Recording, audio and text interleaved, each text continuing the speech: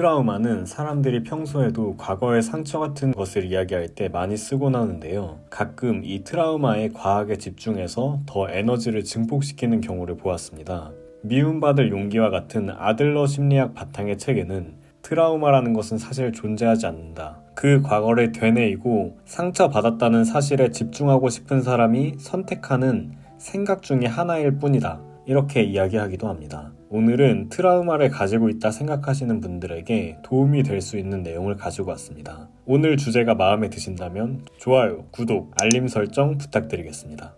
위 사례는 데일 카네기의 숙모 이야기입니다. 에디슨은 저당 잡힌 농장에서 남편인 프랭크와 살고 있었는데 그곳은 온통 우엉천지였으며 토양도 부실하고 물도 부족한 곳이었다. 두 사람은 생활이 아주 힘들었고 푼돈도 아끼며 허리띠를 졸라 매야 했다. 하지만 에디슨은 커튼과 다른 물건들로 휑한 집안 분위기를 살리고 싶어 했고 결국 그런 사치품들을 미주리 주 메리빌에 있는 댄 에버솔 포목점에서 외상으로 구입했다. 하지만 프랭크는 빚 갚을 일이 걱정이었다.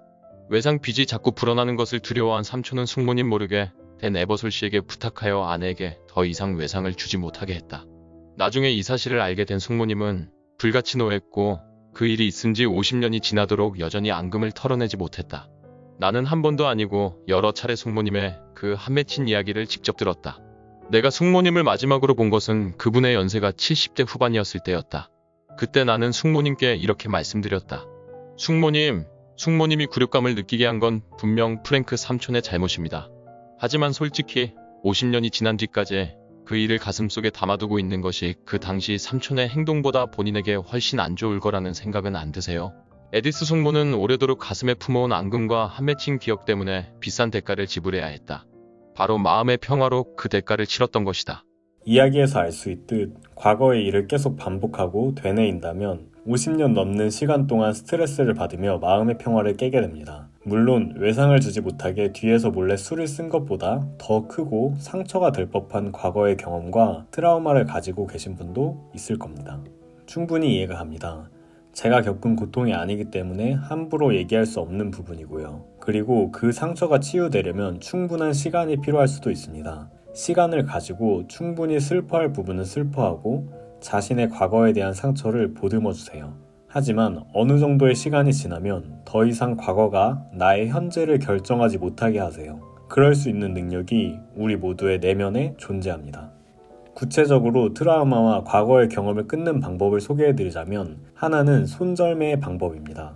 요새 주식이나 암호화폐 시장 같은 투자에 사람들이 많은 관심을 가지고 있는데요. 투자를 해보신 분들은 아시겠지만 손절매라는 개념이 있습니다. 예를 들어 내가 삼성전자 주식을 8만원에 샀다면 5% 금액이 내려간 7만 6천원이 되었을 때 팔아서 리스크를 최소화하는 방법이죠. 손해라는 것을 알지만 더 이상 가지고 있으면 더 많은 손실이 발생되는 리스크를 방지하기 위해서입니다. 투자뿐만 아니라 우리는 인생에서 가끔씩 이미 일어난 일에 대해 특히 트라우마에 대해 손절매해야 할 때가 있습니다. 5%의 손실은 아쉽겠지만 딱 그 정도의 손실을 받아들이고 다음 투자에 집중하는 것처럼 인생에서도 이미 일어난 일에 대해 아쉽고 분할 수 있지만 놓아주고 현재와 미래에 영향을 주지 못하도록 딱 끊는 것이죠. 충분히 슬퍼했고 감정에 머물렀으면 어느 순간 이제 그만이라고 말해야 할 때가 있습니다. 트라우마와 과거의 기억을 끊기로 결정하세요. 더 이상 되뇌이지 말고 증폭시키지 마세요.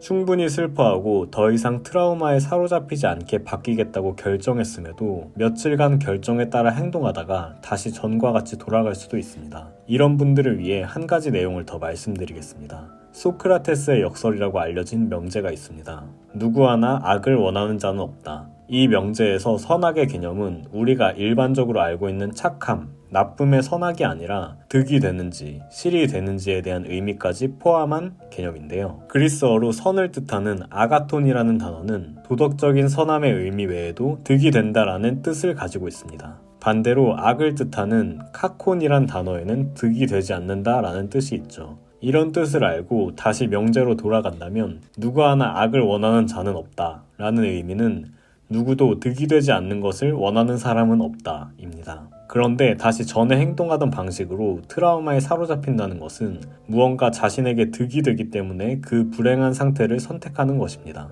분명 선택할 마땅한 이유가 있었다는 것이죠. 예를 들자면 이런 겁니다. 트라우마에 사로잡힌다면 원래 하던 방식으로 살기 때문에 앞으로 어떤 일이 일어날지 예상할 수 있고 분명 불행하겠지만 예상 범위 안의 일들이기 때문에 그냥 하던 대로 하고 싶다. 또는 자신의 과거 슬펐던 사건을 남들에게 이야기하면서 위로와 관심을 받는 게 좋다. 이런 식의 표면적으로 드러나진 않고 나도 의식하고 있지 않지만 내 내면에서 이런 생각들과 이유들로 인해 내가 그렇게 행동하고 불행한 방식을 선택한 것일 수도 있습니다. 그래서 자신의 내면을 잘 관찰하는 게 중요하고 필요한 것입니다.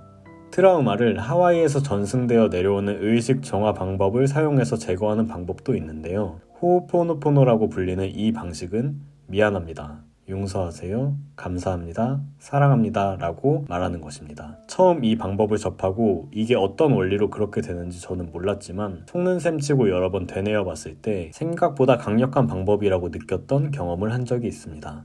오늘은 트라우마를 내 삶에서 사라지게 하는 방법들에 대해 알아봤는데요. 오늘 내용이 도움이 되셨다면 댓글 달아주시고 친구들과 가족들에게 공유해주세요. 제가 좋은 컨텐츠를 제공하는 데 큰 도움이 됩니다. 오늘도 실천합시다. 감사합니다.